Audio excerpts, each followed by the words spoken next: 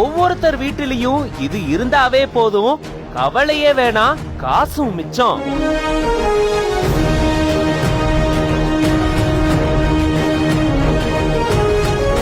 மாட்டு சாணத்தை வச்சே இப்படி செய்ய முடியுமா?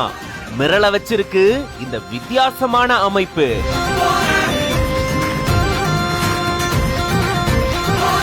கண் முன்னாடி கொண்டு வந்து மிரள வச்சிருக்கு இந்த வீடியோ.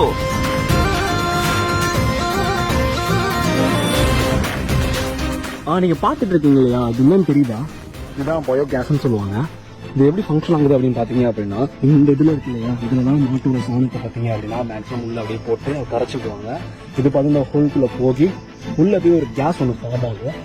அந்த கேஸ் ஃபார்ம் ஆகுறது மூலியமா பாத்தீங்க அப்படின்னா அந்த கேஸ் எந்த மூலியமா வெளியே போகுது, கேஸ் வெளியே போய் அங்கிட்டு இருக்கு பார்ப்போம். இது பாத்தீங்க அப்படின்னா நம்ம அடிக்கடி மிதிக்கலாம்.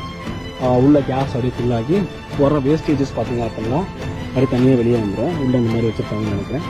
அதுக்கப்புறம் பார்த்தீங்க அப்படின்னா கேஸ் எது வழியாக வெளியே போகுதுன்னு பார்த்தீங்கன்னா இது வழியாக கேஸ் வெளியே போகுது. இது வழியாக கேஸ் உள்ளே போய் உள்ள எங்களோட கிச்சனுக்குள்ளே போகுது. கிச்சனுக்குள்ளே போகிறது மூலிமா உள்ள நம்ம அது மூலியமாக கேஸ் வச்சு அது எல்லாமே நம்ம சமைச்சிக்குவாங்க.